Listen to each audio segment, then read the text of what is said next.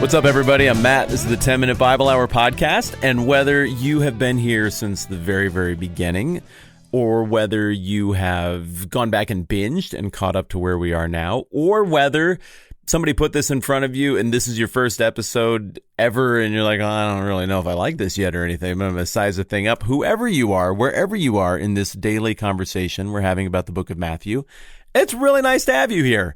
I just wanted to say thank you for hanging out with me, because the world is busy and full of things to do, and yet you've made time to make this happen. So cool. Glad we get to be here. Have you ever traveled overseas where you're going to meet somebody like an expat or whatever that lives in this country that you're going to visit? If so, my guess would be that they gave you a bunch of tips when you were on your way there as a foreigner, as a traveler, just little insider stuff that they figured out. And my guess would be that one of those tips had to do with where to change currency. When I go to Nicaragua, I figured out really quickly, well, I didn't figure out, I got told, I don't change money at or around the airport. That's not going to work out well. And my Nicaraguan friends were like, no, I'll tell you where to change your money. I got a guy, and he is on this particular intersection in Granada, Nicaragua, from like 10 in the morning until 4 in the afternoon. He takes a lunch break in there somewhere, but I'll introduce you to the guy. That's who you want to change money with. And they were right. There are certain people it's a good deal to change money with, and there are people that you definitely want to avoid. But the only way to learn that on your own is by making expensive mistakes, and that's just one of the perils of being a traveler in a foreign land, I suppose. And so when we get to this passage in Matthew chapter 21, we've got a situation that's kind of like that. You got a whole bunch of people who are coming to Jerusalem all the time as outsiders. They're a part of what's called the Jewish diaspora. And because of a whole bunch of series of political and military events starting in the 6th century BC and running really all the way up to the time of Jesus, you've got this distribution of Jewish people who still believe in the God of Abraham and who still intend to offer sacrifices at the temple and are still studying what we would call the Old Testament scriptures. Like, all of that's still going on, but they live in Babylon. They live in Rome. They live in Ephesus, Corinth. They live in Alexandria. There's a huge population of practicing Jewish believers in northern Egypt and Alexandria.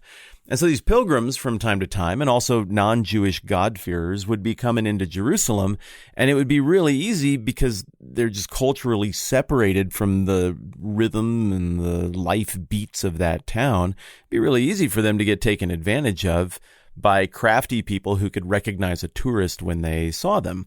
In the process of researching this more, I've got a little better sense of what the niche in the historical economic situation was that some of these predatory types were exploiting.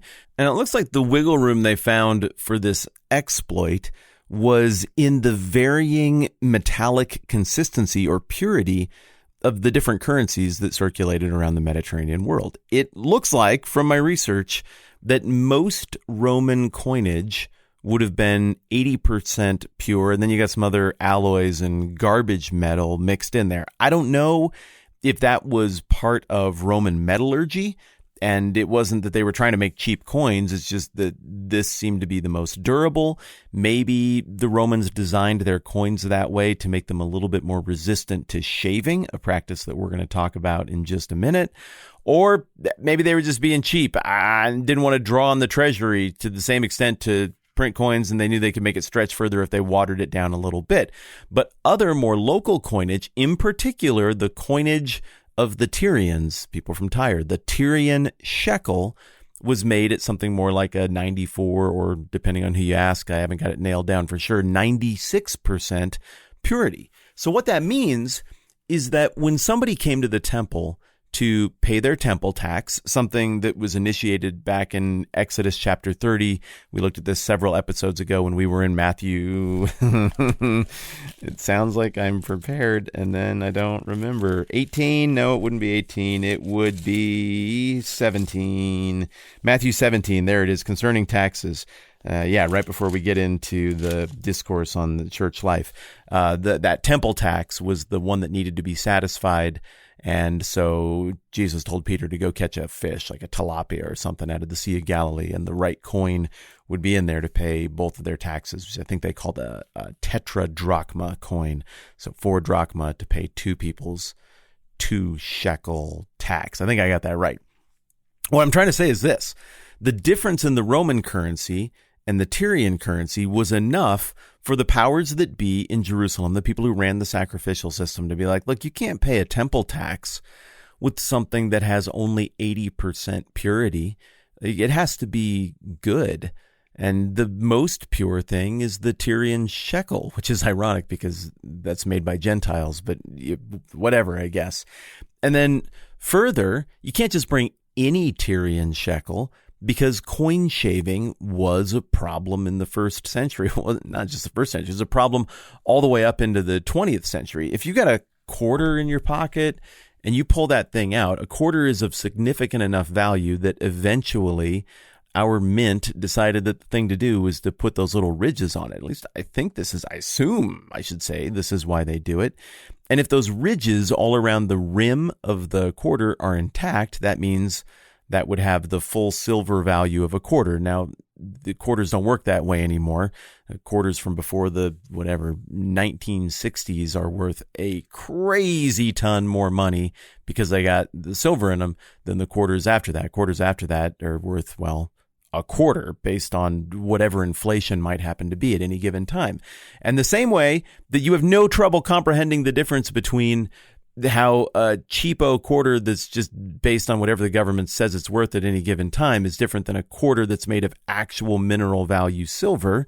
Well, so you can understand the relationship between all these various coinages. And in the same way that you can pick up a quarter and see those little ridges on the edge and be like, that quarter's intact, that it's complete, it's all there. Well, so you could look at a coin back in the day and you could see like, wait a dang minute here. This coin is lopsided on this one side. Now, I've got a bunch of ancient coins. When you go and look at them, you'll see that almost none of them are round. They're all odd and kind of lopsided on the corners. Some of them are almost more like squares because of how much people would use little utensils to shave off some of that metal mineral value in ways that are almost imperceptible. Like, here's still my coin. It would be like if you cut off a little corner of a dollar bill and somehow that thing was worth a penny or 5 cents. Well, all the dollar bills would be chopped up on the corners as people tried to eke out as much as they could while still being able to pass the bill off as valid. And I'm sure at this point, some of you are like, why are we talking about coinage and economic theory? This is weird. This isn't normally what you do. You haven't even read the passage yet. And actually, that's a very valid pushback. So here's the passage in question. Keep in mind all of this stuff we're talking about with coinage as I read it again. Matthew 21:12. Jesus has just made his way into Jerusalem. People are really excited about that. They don't really understand exactly who he is totally, but they're yelling Hosanna and they're happy he's there. And it looks like he goes right to the temple and does this. Verse 12, Matthew 21. Jesus entered the temple area and drove out all who were buying and selling there. He overturned the tables of the money changers and the benches of those selling doves. It's written, he said to them, my house will be called a house of prayer, but you're making it a den of robbers. The reason that we're talking about all of this coinage and value stuff is because I think without any context, Jesus looks erratic and weird here. Like, why would you do this? Why would you have all that support and then go burn it by flipping over tables like a madman? What would be the cultural understanding of what was going on? Well, one thing that I think would be the cultural understanding is that people would have been like, yeah, it's about time somebody did that. This has been a bastardization and a joke for ages. Look at what they do. They'll accept Roman coinage for literally anything else. Like, it's good enough. I mean, all the businesses have to accept it. Anytime you want to buy bread to feed your family or fuel to take care of your home, you got to use that Roman coinage. It's good enough for the rest of us. But the elites over there at the temple, they get to make their own rules. And so they force everybody to convert their currency to some foreign Gentile currency from where? From Tyre? What is that about? That has higher value, that would more benefit our family. But then on top of that, they are unbelievably nitpicky over there to make sure that God gets the very, very best. And so they look so closely at any shekel or any Roman coinage that you bring in to try and exchange to make sure it's valued properly. We'd hate to misvalue these coins. It's like the way you feel when you go to trade in your car and the person who assesses its value is super interested in the tiniest little nicks or dings, but not as interested in the ones on their vehicle, don't worry, that's already been totally taken into account on the asking price. You feel that irritation. This would have been the same thing times a whole bunch more because religion is mixed in and authority is mixed in and it's not a voluntary transaction. And so in a great many ways, this is going to feel like a justice issue to a whole bunch of people when you and I start to understand that this wasn't just a friendly guy on the street corner in Granada, Nicaragua, giving you the best rate to serve you and to offer you a convenience so you can do business in his beloved community.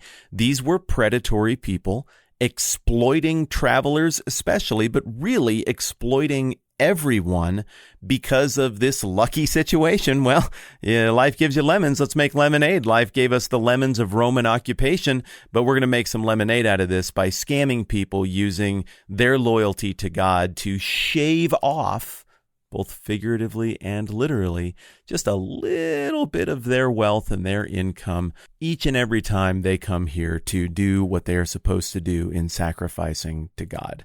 And frankly, I think there's something really appealing about somebody coming in and calling it what it is. And we certainly don't get the impression that the crowds were horrified and all of a sudden turned on Jesus and were like, what are you doing? That's insane. No, right after that, like the blind and the lame come to him and more people yell Hosanna and are excited about what's going on. It's not until later on that we start to see the tone and the tide turn in Jesus' time in Jerusalem. Hopefully that was helpful and interesting. I had fun digging into that a little bit more. More mañana. I'm Matt. This is the 10-Minute Bible Hour podcast. Let's do this again soon.